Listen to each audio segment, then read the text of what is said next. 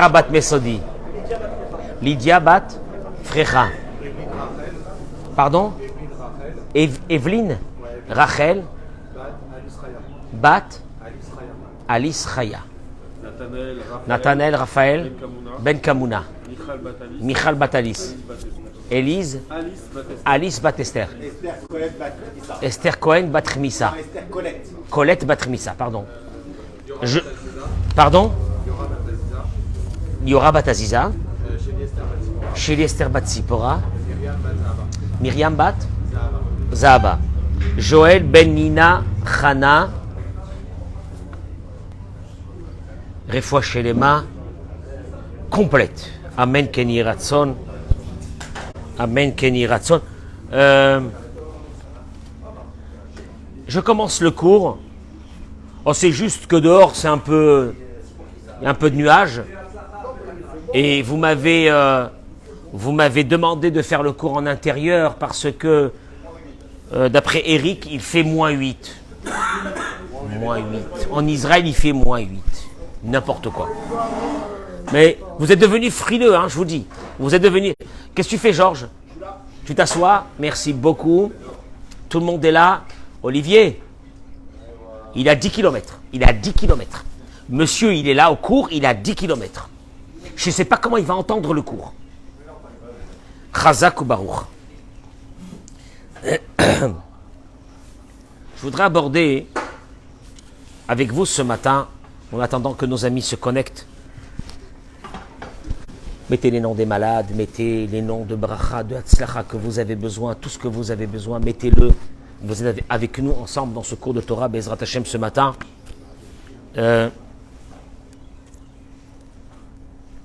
Baruch ata Adonai Eloheinu Melech Haolam Shehakol Nihiya Bidvaro. Amen.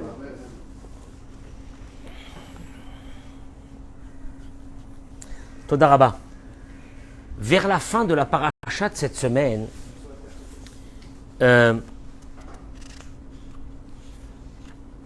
qui est une paracha qui a été donnée sur le mont Sinaï, toutes les lois qui régissent les rapports humains ont été données sur le mont Sinaï. D'ailleurs, il est écrit Ve'ela Mishpatim, comme les 10 commandements ont été donnés sur le mont Sinaï, toutes les lois qui régissent les êtres humains ont été données dans le mont Sinaï.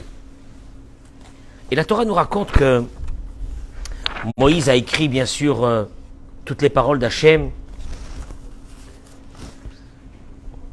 La Torah raconte que Moshe, Aaron, Nadav et Avihu et les 70 anciens du peuple d'Israël sont montés sur le mont Sinaï. Vaïrou et Eloké Israël. Écoutez-moi bien ce qui est marqué. Ils ont vu le Dieu d'Israël. Betachad Raglav, et sous ses pieds. Kemaase livnat as-sapir. Comme, on peut appeler ça une livnat. Les vénimes. Les vénimes. Les vénimes.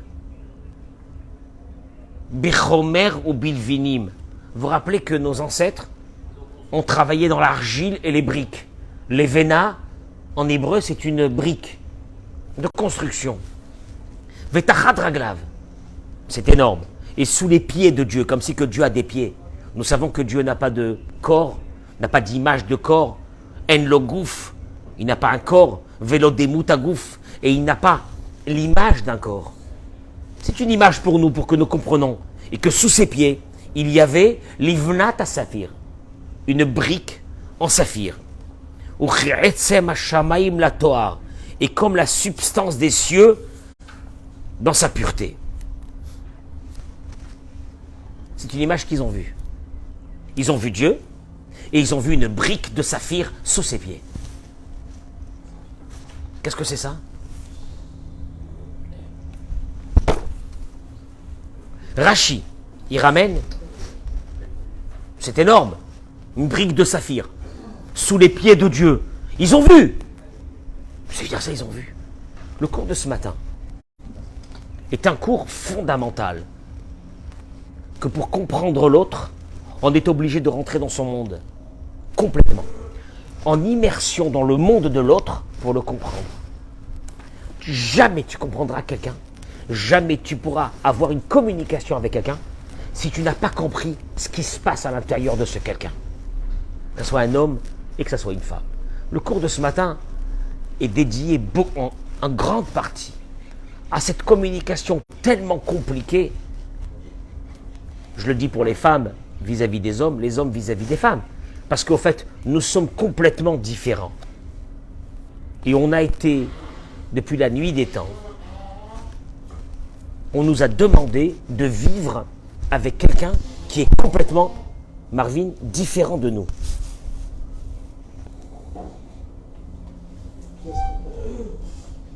Qu'est-ce qu'on a fait au bon Dieu? Gérard, qu'est-ce qu'on a fait au bon Dieu? Pour vivre avec quelqu'un de complètement différent de nous, c'est horrible. On aurait préféré... Mais enfin, je comprends pas. Je comprends pas. Tu sais bien que dans ma vie de tous les jours, je vis par rapport à mes affinités. Je ne vais pas dans un endroit où les gens sont complètement différents de moi. Je sais pas moi, je vous demande à vous, Olivier, est-ce que toi, demain matin, tu vas aller dans un... C'est un truc n'importe quoi que je suis en train de dire. Tu vas aller demain matin, commencer à prier, fréquenter une synagogue de chassidim qui parle en yiddish. Non. Olivier, tu es venu ici parce que... Tu es venu ici pourquoi? Parce que tu as trouvé un rabbin qui était un peu comme toi. Un peu comme toi, très space. Et... Marvin, ici on a, regarde-moi bien, ce matin il y avait je ne sais pas combien de personnes dans la synagogue, chacun est unique. J'ai dit à quelqu'un ici, on est chez les grands créateurs, il n'y a qu'une seule pièce, il ne peut pas y en avoir deux. Un, il était là en train de manger pendant la prière des croissants, il avait faim. Il mangeait des croissants, regardez, il mangeait des croissants. Il est parti les chercher sur la plata, il a dit, ils sont bons les croissants, il mangeait des croissants, il avait une faim. Maintenant, tu te dis, c'est quoi cette synagogue? C'est chacun un truc à part, c'est chacun un trip à part. Mais tous, ils ont un point commun, ils viennent ici pourquoi? Parce qu'ici, justement, on accepte les pièces uniques. C'est fabuleux. Que les pièces que les pièces uniques. On accepte que les pièces uniques. Maintenant, tu te poses une vraie question, qui est la suivante. C'est que, je fais comment alors moi pour vivre avec quelqu'un qui est complètement différent de moi? Je ne l'ai jamais compris. Je ne l'ai jamais compris. D'abord, il ne m'a jamais compris, je ne l'ai jamais compris. Par contre, on est voué à vivre ensemble. On fait comment? Hein, Georges? On fait comment? On fait comment? Et vous allez voir que dans ces paroles de Torah que je vais dire maintenant, il y a une indication qui est, c'est du feu. Je vous demande de partager ce cours au maximum, parce qu'il est énorme. Il est énorme. Il y a des informations d'un autre monde. Rachi ramène. D'où viennent... C'est quoi cette histoire-là que Dieu, il avait une pierre en saphir sous ses pieds? Il dit, Yaïta... Alors, les paroles de Torah que je vais dire ce matin sont citées d'un livre qui s'appelle Da'at Torah. Da'at Torah, c'est un livre qui a été écrit par l'un des grands maîtres du siècle dernier, qui est Rav Yerucham Halevi, le Rosh Yeshiva de la Yeshiva de Mir. C'est lui qui a instauré la Torah en Israël après la guerre. Toute la Torah, toutes les yeshivot qu'on a, viennent par l'impulsion de ce Rav. D'une grandeur, un Rosh Yeshiva d'une grandeur énorme. Il a écrit des livres qui s'appellent Da'at Torah. Chaque mot, c'est une synthèse de l'être humain. Chaque mot, c'est une synthèse de l'âme de l'être humain. Il dit une chose extraordinaire. Il ramène les paroles de Rachi. Cette pierre était avec Dieu au moment de la servitude du peuple d'Israël. Allô Tidou. Au fait, il se pose une vraie question. Pourquoi Dieu a eu besoin, pendant que nos ancêtres étaient esclaves, de mettre une pierre devant lui? Elle était en saphir. Mais bon, pourquoi il a eu besoin de mettre cette pierre? Et cette pierre, il va la garder jusqu'au moment du don de la Torah pour que les béné Israël le voient. Tu me suis, Eric? Quel est le message? Non, c'est pas ces pierres-là. C'est pas sur ces pierres qui ont été écrites. Ils sont là, ils voient Dieu, la grandeur de Dieu, la puissance de Dieu, et ils voient à côté, entre guillemets, de ce qu'on peut appeler les pieds de Dieu, une pierre en saphir. Rashi ramène les paroles que le Midrash y dit. Cette pierre a été pendant 210 ans devant Dieu, tant que nos ancêtres étaient en souffrance en Égypte. Il ramène, il dit, Allo ted'u, ki kol hamidot haketuvot batorah al hakadosh baruch hu enam ela lelamedenu anu liot midamim elav yitbarach. Quand on parle de Dieu, il a été en colère, il souriait, il était content. Tout ça, ce sont des allégoriques. Parce que Dieu ne change pas. Dieu est linéaire. C'est pour que nous comprenons un message. Il dit, au fait, tout ce que Dieu nous dit, j'étais en colère, je me suis énervé, j'étais content, etc. C'est au fait des informations pour que toi, dans ce monde, tu apprennes à vivre. Parce que Dieu, lui, ne se met pas en colère, et Dieu, lui, n'a pas des états d'âme. Dieu, c'est l'unité, c'est un état qui est un état éternel. Il n'y a pas chez Dieu avant, après, j'ai regretté, etc. Ça n'existe pas chez Dieu, ça. Alors quand Dieu te dit, il avait une pierre à côté de ses pieds, c'est pourquoi? Il dit, s'il y a quelqu'un qui est l'emblème le plus pur de la bonté, c'est qui? C'est Dieu. Oui ou non? Gérard, tu peux penser à combien Dieu a été bon avec nous depuis qu'on est né jusqu'à aujourd'hui. De combien de miracles il nous a sauvés. De combien de choses. Quand on dit dans Nishmat Kol Chai que même si nous étions dans une puissance la plus totale, on n'aurait pas pu remercier Dieu. Alachat melef alfe alafim. On n'a pas assez pour remercier Dieu. Sur un des miracles qui nous a fait parmi les milliards de miracles de notre vie. C'est le chesed. Et il dit, Dieu qui est le symbole de la bonté, avait-il besoin de mettre devant lui une brique pour ne pas oublier le peuple d'Israël? Pourquoi Dieu oublie, Eric?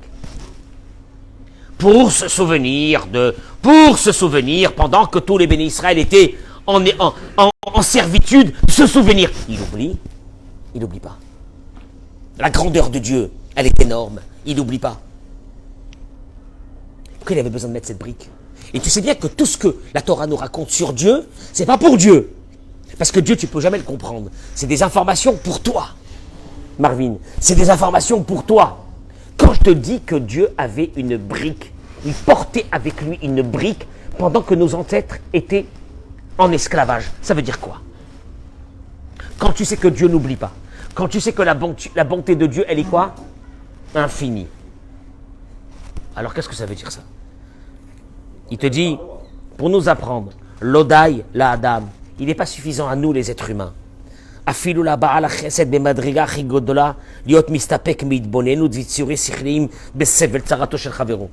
Il n'est pas suffisant pour un être humain, le meilleur au monde, d'observer la souffrance de l'autre. De façon intellectuelle. Oui, je sais, j'ai entendu parler que telle personne a de grandes épreuves dans sa vie. Ah oui, c'est malheureux. Ah oui, c'est triste. On va l'aider. Il te dit, c'est pas ce qu'on appelle dans la Torah supporter la douleur de l'autre. Il y a une mitzvah dans la Torah qui s'appelle Noseh be'olim chaveru, supporter la douleur de l'autre. Alors c'est quoi supporter la douleur de l'autre? C'est déjà bien, Eric, que je m'enquière de l'état de l'autre. Je dis que c'est triste, ce que l'autre a. Je vais l'aider. C'est pas suffisant. Midat noseh be'olim chaveru sheisa besivlo kechavero mamash. C'est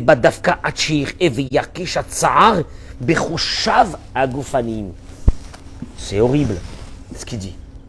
Il dit la vraie mitzvah que Dieu a voulu te montrer ici, en portant avec lui cette pierre, en saphir, pendant 210 ans, est une chose. que ce qui t'est demandé par Dieu, quand tu abordes l'être humain qui est en face de toi, c'est de ressentir ce que l'autre est en train de ressentir. C'est dur ça, je peux pas. Gérard, je peux bien te dire des mots, te dire des choses, mais ressentir ce que toi t'as ressenti quand tu as perdu ton fils, c'est pas possible. Je te le dis, c'est pas possible. Et la Torah te demande, tu es obligé de ressentir pendant un moment sur toi la vraie douleur de l'autre, et que la douleur de l'autre devrait t'amener à une situation que tu es complètement abattu et détruit par la douleur de l'autre. Caché. Ça, c'est ce qui nous est demandé. Hein. Je t'explique, c'est ce qui nous est demandé. Il te dit, il te bonne notre rabat. Et il te dit, et pourquoi il faut ça? Pourquoi tu es en train de m'angoisser? Je ne peux pas être tranquille, moi. Je sais que tu as un souci, je sais que tu as eu un problème, une épreuve dans ta vie. Je vais t'aider, mais laisse-moi tranquille. Pourquoi il faut que je vive, moi, à travers ton épreuve? Et que je ressente ton épreuve, et que je sois abattu par ton épreuve. Pourquoi? Il te dit, Avala emeti, shibirde la rouche, ou l'argish betsaaro shel chavero, tsarich la tête lève, leitbonen. Il dit, Reyat haïsurim shel adam adain elav velo klum. De regarder simplement la souffrance de l'autre, c'est pas suffisant. C'est pas ça ce qu'on appelle le chesed chez Dieu. Ça fait peur. Marvin, des fois j'ai entendu des histoires sur ton papa, Alav Shalom. J'ai entendu que ton père, il est sorti de sa vie pour aller aider des personnes. Sortir de sa vie, sortir de sa zone de confort. C'est très dur ça. Moi, je voudrais bien aider les autres tant que... Enfin, je reste tranquille moi. J'ai pas besoin de ressentir, moi, ce que l'autre est en train de ressentir, mais de perdre ma vie, ou de perdre mon temps, ou de perdre ma vie de famille. Pour ressentir. Et Dieu, il te dit, c'est ce qu'on appelle chez nous le chesed. Quelqu'un est blessé, il faut que tu ressentes cette blessure à l'intérieur de toi. Et qu'à partir de ce moment, elle ne te permet pas de vivre comme lui, ça ne lui permet pas de vivre. C'est ça la mitzvah de la Torah. Et il te dit, sheker, il te dit, hudover, umerame et atmo, parce que celui qui pense qu'il a le chesed, simplement en aidant les autres, mais en espérant que la douleur de l'autre ne le touche pas, c'est un mensonge. Chez Rochef, chez Beria, Be'alma, parce qu'il pense que simplement en observant l'autre,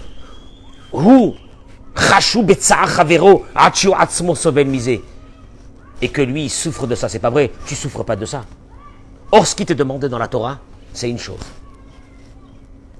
C'est qu'à travers le chesed que tu vas faire, tu es obligé d'arriver à une situation où tu ressens ce qui ne va pas chez l'autre. Et ce ressenti de ce qui ne va pas chez l'autre, Eric, ne te permet plus de vivre normalement. Ta journée, elle est gâchée. Ça nous est arrivé ça? Une journée gâchée. Pourquoi? Parce que je souffre. Pourquoi tu souffres? Parce que j'ai entendu chez l'autre telle et telle chose, je souffre de ça. Et il te dit, tout chesed, où il n'y a pas ce qu'on appelle nosebe alim chavero, de ressentir la douleur de l'autre, il te dit c'est un mensonge. C'est dur de dire ça. Hein? Tsarich, il te dit, mitrila la tête ena velibo, que Moshe asa Moshe. On a vu que Moïse, à l'âge de 20 ans, quand il est sorti, qu'est-ce qu'il a fait? Il s'est mis à porter quoi? Avec ses frères, il était le prince d'Égypte, il sort de son palais et il va porter les briques avec ses frères, qu'il connaît à peine. Il n'a pas vécu avec eux, il a vécu dans un autre monde. Et là, il te dit, Raphaël Shmulevitch te dit, pardon, Rav Yerucham, il te dit que il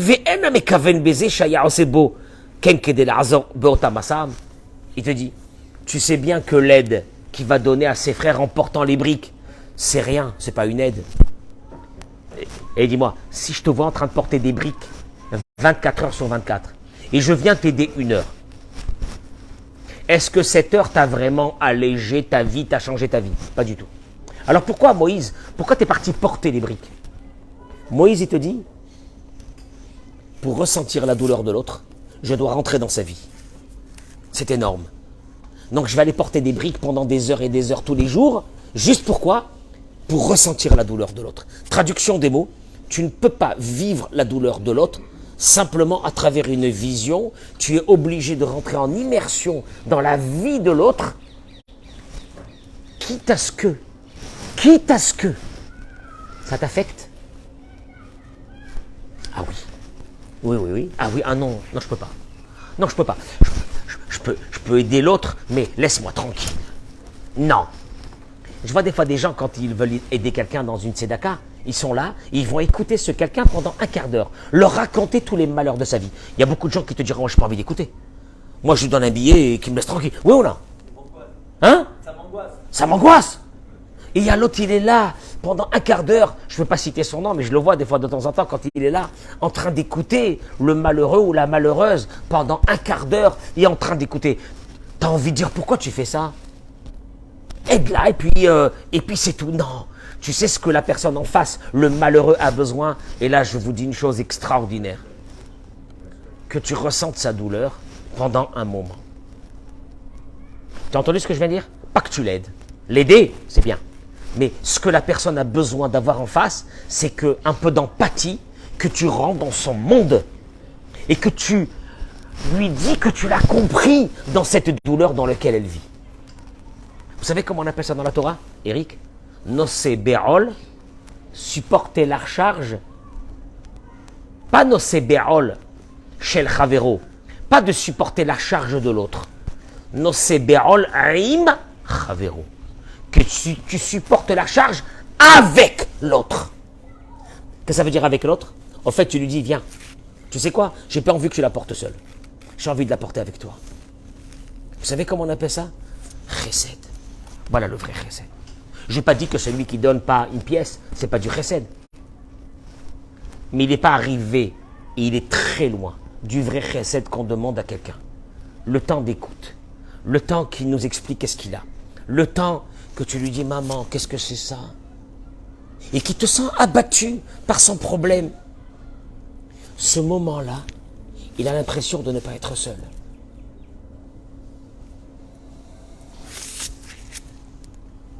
C'est beaucoup. C'est ce qu'on appelle le chesed. À travers ça,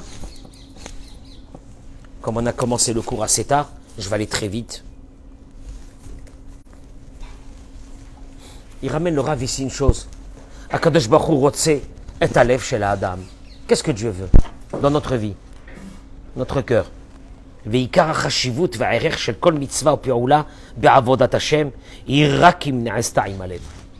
Et que l'essentiel, il n'y a rien d'autre, Marvin, il n'y a rien d'autre. De notre service divin, il a une valeur devant Dieu que s'il a été fait avec quoi? Avec le cœur. Vas-y, tu balances tes mitzvot, tu balances des trucs, tu balances des machins. Il n'y a pas le cœur, Dieu te dit, écoute-moi bien, c'est une coquille vide. C'est ce que j'ai besoin. Harry, il a lu ce matin la Torah. Il m'a dit, Rav, j'ai pas préparé, j'étais pas très bien. Je lui dis, Harry, tu l'as lu de tout ton cœur? On s'en fiche comment tu l'as lu. Tu l'as lu pour faire plaisir aux gens, mais qu'est-ce qu'on s'en fiche comment tu l'as lu? C'est le cœur. Il dit la chose suivante. Vechen ba mitzvot. Alors là, il rentre dans un sujet qui est énorme. Ce qu'on appelle les relations humaines. Aïka ze alev. Une relation humaine n'est basée que sur une chose, le cœur. Qu'est-ce que ça veut dire le cœur? Il dit, Kefi she'amar Rabbi Yochanan ben Zakkai de Talmidav. Rabbi Yochanan ben Zakkai, il a rassemblé un jour ses plus grands élèves, au temps du Talmud, et il leur a dit, allez chercher quel est le meilleur chemin pour avoir une relation avec Dieu, dans lequel l'homme doit s'attacher. Il y a bien un point commun, il y a bien quelque chose pour lequel on ait une relation avec Dieu. Le meilleur chemin pour avoir une relation avec Dieu. Là, il va te dire la chassidoute, l'autre, il va te dire ça, l'autre, il va te dire ça. C'est quoi le vrai chemin? Ils sont partis, ils sont revenus. Rabbi Eliezer, il a dit, Aïn Tova, celui qui a un bon œil, ça va l'amener vers une relation avec Dieu. Rabbi Yoshua, il a dit, Chaver Tov, celui qui a un environnement qui est bon, avec des amis qui le motivent à faire de bonnes choses, il est porté par ces bonnes choses et il va avancer. Rabbi Yossi, il dit, Shachen Tov, Rabbi Yossi dit un bon voisinage. Un bon voisinage t'influence vers de bonnes choses. Rabbi Shimon Omer, Aroet Anolad. Rabbi Shimon a dit, celui qui veut vraiment tisser des liens spirituels avec Dieu, il a une obligation, lui, c'est de prévoir l'avenir. Ne pas vivre, comme on dit, au jour le jour. Au jour le jour, ça veut dire, il fait toutes les catastrophes du monde sans rien voir sur l'avenir, soit un Ben Adam. Rabbi Elazar ben Arach, il revient tout mignon, et il dit, Leftov, un bon cœur. Rabbi Yochanan se lève et dit, tout ce que vous avez dit, c'est exceptionnel. Mais je vois dans les paroles de Rabbi Elazar ben Arach qu'il a dit, un bon cœur, tout est englobé à l'intérieur, tout ce que vous avez dit. Tout ce que vous avez dit est englobé dans un sac qui s'appelle Leftov. Un bon cœur. Allez-nous, lit ametz, il dit le Ravarouche, liknot et amida, atova azot. On a une obligation de développer ce qu'on appelle ce cœur. Et les gens aujourd'hui sont quoi? Sont blindés dans le cœur. Faut regarder les touches. Laisse-moi tranquille. C'est quoi que tu veux, tu veux ça, tiens ça, laisse-moi tranquille. On ne peut pas vivre comme ça. On n'est pas des animaux. On a besoin de ce cœur. On a besoin de cet échange de cœur. Vehi, il te dit, chez Kol Ayachas, là le ravirant dans quelque chose qui est pour les hommes et les femmes. Il te dit, chez Kol Ayachas, chez la dame et l'ishto, yemi kol alev. Il parle d'abord à nous, après je parlerai aux femmes.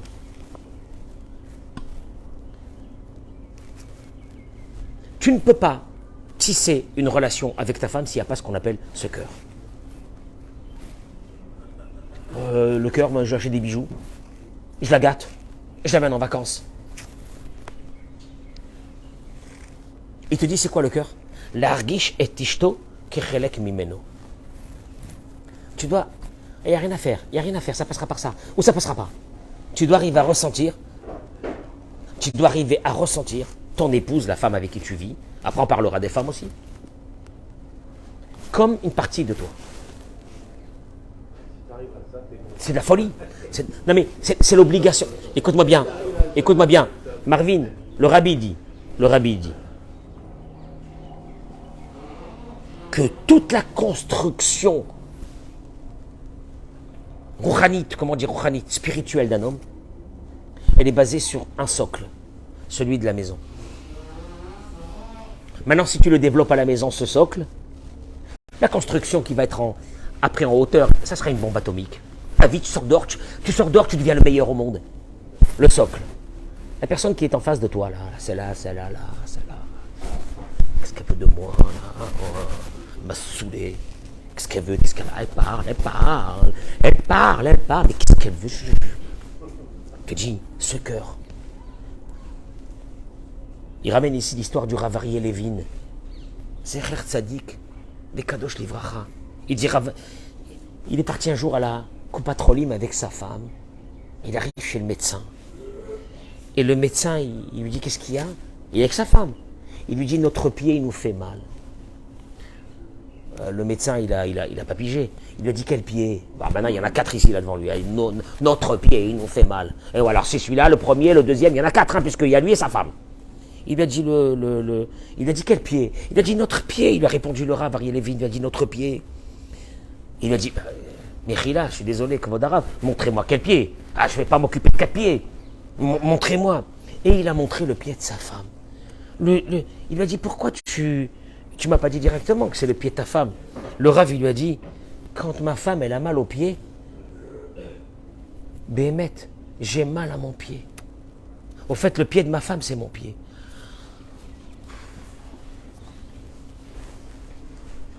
Un grand rave qui parle comme ça, c'est un grand rave, il n'est pas en train de faire du salam alek, c'est un grand rave qui parle comme ça, le pied de ma femme.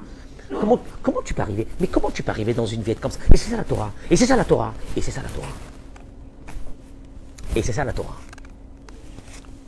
Il te dit, Kol kavanatenu le'orerotra, il te dit le rave, ce que je voudrais vous réveiller, c'est la tête et ta lèvre mamache. Dans une relation, il faut que tu donnes ton cœur. Des kol ha'etzot. Et tout ce que je vous ai expliqué pour arriver à une paix dans une maison, il te dit, même si elle s'accomplira, je vous ai donné plein de conseils, mais si ces conseils sont faits que extérieurement, sache une chose, s'il y en a une qui ressentira que ton cœur n'a pas été investi dans cette relation, c'est ta femme. Sa souffrance sera très grande. Elle ne pourra pas elle-même te le dire sur quoi elle n'est pas heureuse. Parce que, en fait, elle voit que son mari, il est là, il fait, il donne, il s'occupe, etc. Quand même, tu la verras qu'elle sera toujours dans un état d'amertume totale. Lama, qu'est-ce qu'elle a? Mais qu'est-ce qu'elle a? Je fais tout, qu'est-ce qu'elle veut? Mais qu'est-ce qu'elle veut? Elle-même te dira, je ne sais pas ce que je veux. Et elle est là, elle t'envoie des WhatsApp, et des WhatsApp, et des WhatsApp, et des WhatsApp, et des WhatsApp. C'est pas possible. Mais c'est pas possible, qu'est-ce que je lui ai fait? Elle te lâche pas. Mais qu'est-ce qu'elle a? Pourtant, je lui fais tout. Je comprends pas une chose. Tu as tissé une relation qui est extérieure. Ou extérieurement, tu fais tout. Le cœur, dans cette union, n'y est pas. Qu'est-ce que ça veut dire? Qu'est-ce que ça veut dire? C'est quoi ces mots? Il te dit, Tsarir, la Hanik, là il parle ici pour l'homme, après je viendrai pour la femme aussi, parce que c'est fondamental. Il y a les deux côtés. Hein. Il faut arrêter de dire qu'il n'y a qu'un seul côté, il y a les deux côtés. C'est sûr et certain. Il te dit, Tsarir, la Hanik, il te dit, une femme a besoin d'une chose. Soumatlev timidite. C'est fondamental. Une attention. Comment on dit en hébreu soumatlev? En français, comment on dit une attention en hébreu? Soumetlev. Soumetlev. Soumatlev veut dire quoi en hébreu? Donner de l'attention. Mais vous avez bien vu que le mot lève a été mis. C'est terrible. Ça veut dire que l'attention en Torah, dans la Torah, c'est mettre son cœur. Si tu donnes tout ce que tu veux, mais tu ne mets pas ton cœur, il n'y a pas d'attention. En fait, tu es trahi par ces mots. Tu es trahi par ces mots. En hébreu, l'attention, ça s'appelle soumatlev. Mettre, tu sais quoi? Mettre son cœur à l'intérieur de l'autre pour comprendre l'autre. Le Chazonish, il dit le Chazonish que lui, hein, il dit Tiva li'taneg al chinatamid ve'elav einea nesuot. Une femme, son plaisir, c'est qu'elle trouve grâce aux yeux de son mari. Le Rav Wolbe, il explique que ça veut dire que les yeux d'une femme sont rivés vers la grâce de son mari. Quoi? Il dit le Rav Wolbe, elle met un ensemble, un habit, quelque chose. Elle attend de son mari quoi? Un mot. C'est du concret là. Ce sont des grands rabbins qui parlent de ça. Je veux dire que c'est pas un truc là de je sais pas quoi, un petit thérapeute qui te balance des trucs. Elle doit entendre des mots. Veim, il te dit, Veim enoroe klal velo ichpato. Et si lui, il ne voit pas,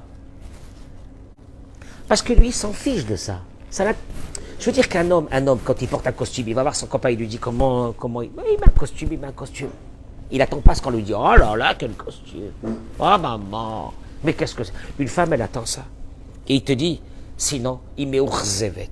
Ça y est, elle a compris que dans cette relation, il n'y a pas le cœur. Il n'y a pas l'attention. Soumat lève. Mais Vachelette, elle fait à manger. Je dis rien, c'est la cantine.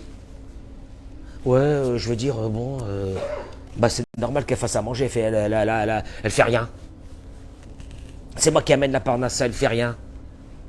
Ça, c'est dans le cas où la femme ne travaille pas, parce que si la femme travaille, tu peux pas dire ça.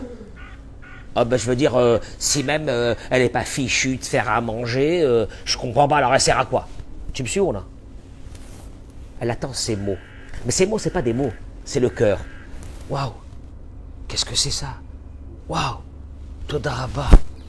Todaraba. Je le fais jusqu'à aujourd'hui, moi, chez moi à la maison. Avec presque 40 ans de mariage, comme ça. Merci. Todaraba. Waouh. Ah, c'est une folie, comment c'est bon.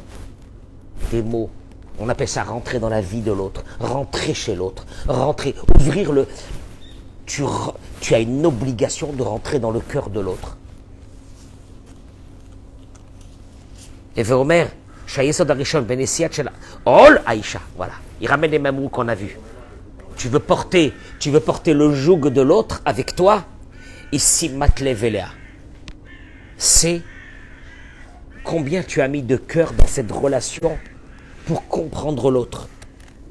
El Amala Ve'avodata. Comment tu as fait ça? Tu lui dis comment tu as fait ça? Ça devait être dur. Pourquoi tu m'as pas attendu que je vienne? Je l'aurais fait avec toi, mais ça va pas. Mais pourquoi tu te fatigues?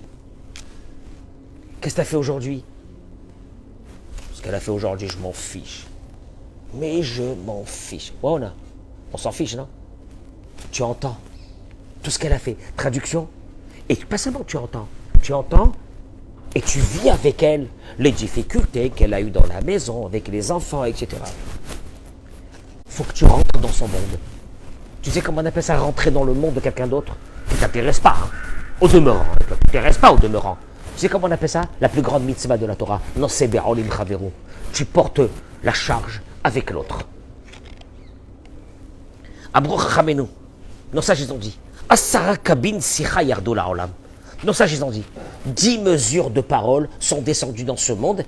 9 ont été pris par les femmes. Tu as vu des femmes parler? Marvin, tu as vu des femmes parler? Ils s'arrêtent? Ah, jamais.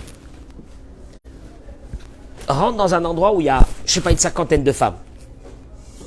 Le nombre de décibels, il est énorme. Énorme, ce qu'elles parlent. Tu crois que nos sages avaient besoin de nous dire ça juste pour nous dire que les femmes ont pris 9 mesures de parole? Tu crois qu'ils n'ont rien à faire, nos sages? On n'a pas besoin de nos sages puisqu'on le sait que devant des femmes, tu ne peux pas parler. C'est elles qui parlent. On est d'accord ou non? Donc, qu'est-ce que nos sages sont venus te dire?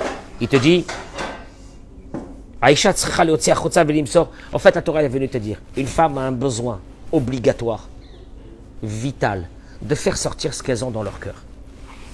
Donc, elle va te... Tu entends ce que nos sages sont venus te dire? C'est un besoin vital. Ils ne sont pas venus critiquer les femmes, que les femmes parlent. Non, c'est pas ça. Nos sages sont venus te dire, c'est rare, elles ont besoin de parler. Traduction, elles ont besoin d'avoir l'écoute. Maintenant, fais très attention à toi. Le jour où il n'y aura plus cette écoute, parce que tu n'as pas réussi à rentrer dans le monde de l'autre, mais ça va demander du chesed. Je rentre dans un monde qui m'intéresse. Marvin, je rentre dans un monde qui ne m'intéresse pas. Moi, je vais rentrer. Chesed. Et tu rentres dans ce monde, et tu ressens avec ce qu'elle ressent. Bien qu'il y a un petit part dans ta tête qui te dit c'est bidon ce qu'elle est en train de te raconter, ça sert à rien, on s'en fiche. On s'en fiche. Une femme elle va te raconter qu'elle a appelé le technicien parce que la machine elle avait marché, pas ce qu'on s'en fiche. Il te l'a arrangé. Combien ça a coûté? Voilà ce qui t'intéresse. Il te l'a arrangé, combien t'as payé? C'est tout. Non! Elle voulait te raconter que il y avait beaucoup de linge.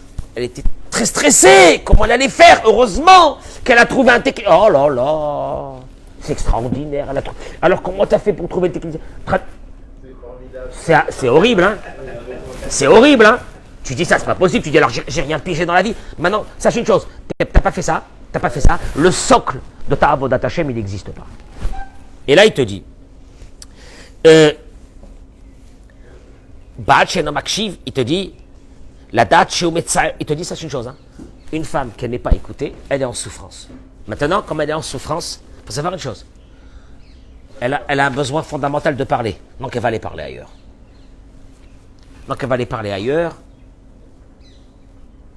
Et au fait, elle a un besoin d'arriver à une situation où on l'écoute. Traduction des mots. Je passe tout de suite à la deuxième partie. Traduction des mots. Quand une femme, elle te dit qu'elle est seule, elle est seule. Qu'est-ce qu'elle est seule? Je viens de lui acheter ça. Je viens de l'amener en vacances. Elle est blata, la vérité. C'est quoi ça? Je cache. Elle est seule. Elle vit avec quelqu'un et elle est seule. Elle a un besoin. Écoutez-moi bien ce que je suis en train de dire, c'est énorme. Elle a un besoin fondamental d'être écoutée tranquillement. Traduction, si pendant que tu l'écoutes, tu mets ton portable, tu regardes ton écran. Si tu veux que ta vie s'écourte, fais-le. Parce que c'est l'une des pires. Pourquoi? Mais excuse-moi, je peux t'écouter en même temps que je regarde mon écran. Elle a besoin de parler et elle a besoin d'être compris. Et il y a une mitzvah de la Torah de rentrer dans son monde. Moi, je voudrais dire aux femmes une chose. Béhémet, c'est quoi le monde des hommes? Parce qu'on a parlé maintenant de la compréhension, de rentrer dans la vie de l'autre et d'écouter et de poser ce temps. C'est quoi la vie d'un homme? Il te dit, le Rav, la chose suivante. Il dit comme ça. Il doit klal. Shamida tova meruba ou l'iyanu zebolet meot sheikhola liot koach dochef. Il dit, les femmes, Il dit, dommage pour vous. Vous ne savez pas quelle arme vous avez dans les mains. Simplement, c'est que vous ne vous êtes jamais servi de cette arme, qui s'appelle la force. La femme, elle a la force de faire pousser et la force de faire éclore et grandir. C'est une force qui lui a été donnée. Elle est énorme. Al-Yédé Aïdoud Shela. Il lui est demandé à la femme une chose. Et c'est la vérité. Le problème, je vais expliquer. Il dit comme ça. Quand une femme, elle encourage un mari, dans tout, hein, ça peut être dans le travail, en lui disant, mais tu as des capacités. Tu vas réussir, tu es le meilleur. Ou bien quand il lui a fait quelque chose à la maison et qu'elle le félicite. Pas un instant, un bon moment, en lui disant, Béhémet, ça m'a fait plaisir. Ah, ça m'a fait plaisir ce que tu as fait, la vérité, j'ai été touché. Tu es rentré à la maison, tu m'as aidé avec les enfants. Tu sais comment ça m'a soulagé? Je te jure, tu sais comment ça m'a soulagé? D'un seul coup, je me suis senti bien. Un mari qui entend ça. Est-ce que quand il entend ça, il dit, ah, tu as vu ce qu'elle a dit? C'est la dernière fois que je le fais. Oui ou non? Non, jamais. Qu'est-ce qu'un mari va dire? La pauvre. Ça lui a fait plaisir, la pauvre, ça lui a fait plaisir. Traduction des mots, quoi? Il aura envie de recommencer. Et il dit, la reine, une femme qui voit que son mari a des lacunes, il y a des choses que ça ne va pas, il ne se lève pas le matin, il n'a pas ça, il est fainéant, il est désordonné, etc. Il te dit, il y a deux façons. L'une, la pire au monde, les cris, les hurlements. Je répète encore une fois, le rabbi le dit lui-même. Jamais les hurlements n'ont réglé des problèmes. Les hurlements ont fait peur, les hurlements ont donné un arrêt pour un moment sur quelque chose qui était en train d'être fait, mais jamais le hurlement n'a réglé. Jamais. Puis il y a des gens, ça fait 40 ans qu'ils hurlent. Et ils se sont jamais réveillés un matin en se disant, mais ma parole d'honneur, je fais quoi là? J'en peux plus, j'ai plus de corde vocale. Ça servait à quelque chose? Comment ça se fait qu'il n'y a pas, je ne sais pas moi, les titres des journaux, arrêtez de hurler. Les journaux, ils devraient mettre dans tous les journaux, arrêtez de hurler, ça ne sert à rien. C'est pas ça. Un mari qui reçoit des hurlements, des critiques, une dévalorisation, il devient sourd. Il devient sourd. Il est atteint d'une cécité, d'une surdité, et n'entend plus rien. Mieux que ça, tu veux que je te dise? Et s'installe en lui un phénomène, pas seulement de rejet, mais pour se... Non, pas contre-attaque. Pour être en sécurité, il met un phénomène de rejet qui n'écoute plus rien et qui fait le contraire. Il te dit, il ramène ici juste une histoire, je termine avec ça. Il ramène ici une histoire d'un grand violoniste qui est devenu un grand violoniste. Il ramène que quand il a commencé à... Je termine dans 2 minutes, Eric. Quand il a commencé à apprendre le violon, tout ce qui est autour de lui disait, c'est horrible. Il faut l'arrêter, c'est horrible. Et il était là, en train de faire son violon, horrible. Il ramène ici que... Qu'est-ce qu'elle a fait, sa femme? À la place de lui dire, ça suffit. Ça suffit, va travailler dans une usine. Arrête, tu nous as saoulés. Arrête. Eh bien, elle lui disait, elle a choisi d'être une femme intelligente à la place d'être une femme qui avait raison. Il y a mieux qu'avoir raison. Ouais, j'ai raison, arrête. Non, elle a été intelligente. Qu'est-ce qu'elle a fait? Elle a au contraire encouragé que combien c'était beau tout ce qu'il faisait, etc. Et cet encouragement a été tellement fort pour son mari, il s'est mis à croire en lui-même et à la fin il est devenu un grand violoniste. Donc ça veut dire que beaucoup de personnes qui ont des capacités pour des choses ne le feront jamais dans leur vie parce qu'on leur a toujours dit qu'ils ne réussiront pas. Traduction des mots, tu as un mari devant toi avec un blocage, il y a deux façons. Bats-toi avec ce blocage en hurlant, hurlant, hurlant, hurlant, hurlant, et tu verras, ça va marcher. Fais aussi sur un enfant, un adolescent. Vas-y, hurle. Tu vas voir si ça va marcher. Par contre, les hommes, ils ont besoin d'une chose. Vous, les femmes, Vous savez comment vous allez rentrer dans le monde des hommes? En une chose. Le respect, la félicitation quand une bonne chose elle a été faite. Vous allez voir l'enclenchement que vous allez mettre dans sa vie. Je vous explique, il n'y a pas quelqu'un qui est 100% négatif, sinon il ne serait pas dans ce monde. S'il est dans ce monde, c'est qu'il a des milliards de facettes positives qui ne sortiront jamais parce que cette personne a été simplement, on ne l'a jamais guidé, on ne l'a jamais encouragé. Encouragez-les. C'est vrai, il fait des bêtises. Mais quand il fait quelque chose de bien, encourage, saute sur ça. Tu as un adolescent, une adolescente, elle fait des catastrophes. Quand il y a une bonne chose qu'elle fait ou qu'il fait, tu sais, qu'est-ce que tu dis? Je suis fier. C'est énorme. Un homme, il a besoin de ça. Et je peux dire une chose, Eric, tu peux tuer les femmes. Mais c'est rare les femmes qui m'écouteront dans ça. Elles sont dans le émet, elles sont dans la vérité, et la vérité c'est implacable, c'est cruel. Elles te diront tous les jours tes faiblesses, tes choses qui ne vont pas. Moi je voudrais dire aux femmes, est-ce que vos maris ne savent pas qu'ils ont ces faiblesses? Arrêtez de leur dire, ça ne sert à rien. Par contre une chose qu'ils n'ont jamais écouté, et peut-être qu'ils n'ont pas beaucoup écouté, et que peut-être, si vous le faites, vous allez être surprise, avec une surprise qui va vous tomber dessus comme le ciel. Quoi? Arrêtez de critiquer, arrêtez de relever ce qui ne va pas, arrêtez de rabaisser et arrêtez de crier parce que ça ne sert à rien. Et passez maintenant à autre chose. Tu sais quoi? Quand il fait quelque chose de bien, n'importe quoi. Oh, maman, comme je suis fier, merci. Todaraba, tu ne sais pas ce que tu es en train de faire. Tu vas le changer. Comme un adolescent ou une adolescente qui est tombé parce que c'est une personne qui a reçu que de la négativité, elle n'a plus de force de monter. Quand elle va trouver quelqu'un qui va la féliciter à cet adolescent, cette adolescente, sur quelque chose de la vie, qu'est-ce qu'elle va faire à partir de ce moment-là? Elle aura envie qu'on la félicite encore. Il aura envie, ce mari, qu'on le félicite encore. Vous avez compris? Vous savez comment on appelle ça chez nous, dans la Torah? Supporter la charge. Comment tu supportes la charge? Quand tu rentres dans le monde de l'autre. Moi je dis aux hommes, vous devez rentrer dans le monde des femmes, c'est une obligation. Tu ne rentres pas dans le monde de ta femme, tu n'es pas en couple. Mais je dis aux femmes, je vous en supplie, rentrez dans le monde des hommes. Lequel? Le respect. Quel respect? Je vais le tuer. Le respect. La sympathie, quand il fait quelque chose de bien, n'importe quoi. Il t'amène les courses. Il m'amène les courses. Je veux dire que s'il ne m'amène pas les courses, il sert à quoi? Il t'amène les courses. Encourage, quand la cavote. C'est très très bien. Ah, t'as oublié ça, c'est pas grave. Tellement que je suis... Tu sais, il va se sentir pas bien quand tu vas lui dire c'est pas grave.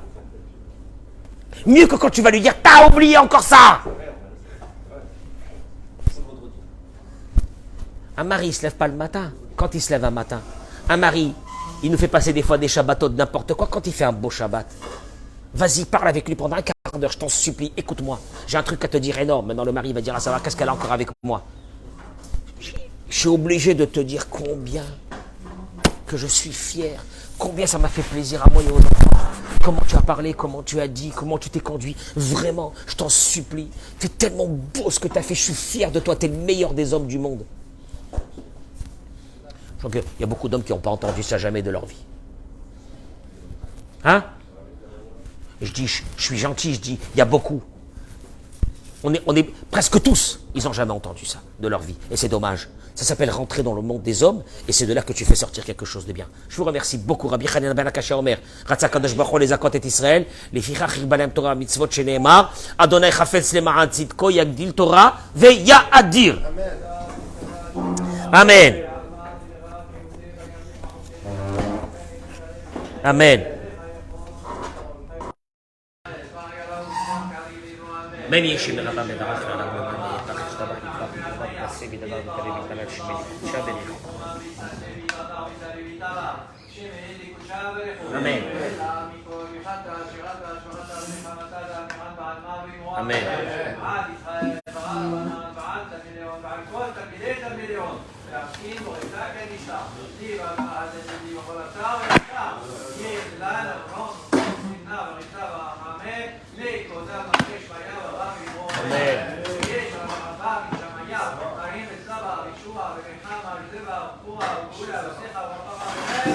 אנחנו חלום ישראל. אמן.